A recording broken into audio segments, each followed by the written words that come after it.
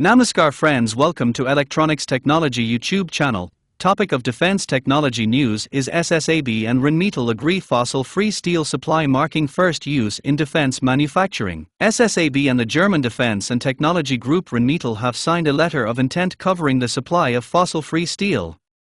Under the agreement, Rheinmetall becomes the first defense equipment manufacturer to introduce decarbonized steel into its production, signaling a shift towards more sustainable defense products. The cooperation will start with deliveries of SSAB 0, with volumes expected to grow over time.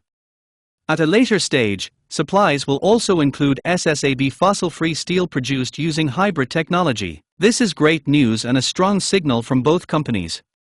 Together, we're committed to meet the demand for CO2 carbon dioxide reductions from both producers and customers, says Per Elfgren, head of SSAB Special Steels. The companies say the partnership reflects rising demand for lower-emission materials from both industrial customers and end users. SSAB 0 is produced from recycled steel using fossil-free energy, resulting in virtually zero fossil carbon emissions without affecting quality or performance. SSAB fossil-free steel, first produced as a proof of concept in 2021, uses hydrogen-reduced sponge iron, with water replacing carbon dioxide as the main byproduct. SSAB operates production facilities in Sweden, Finland and the United States and supplies steel products globally.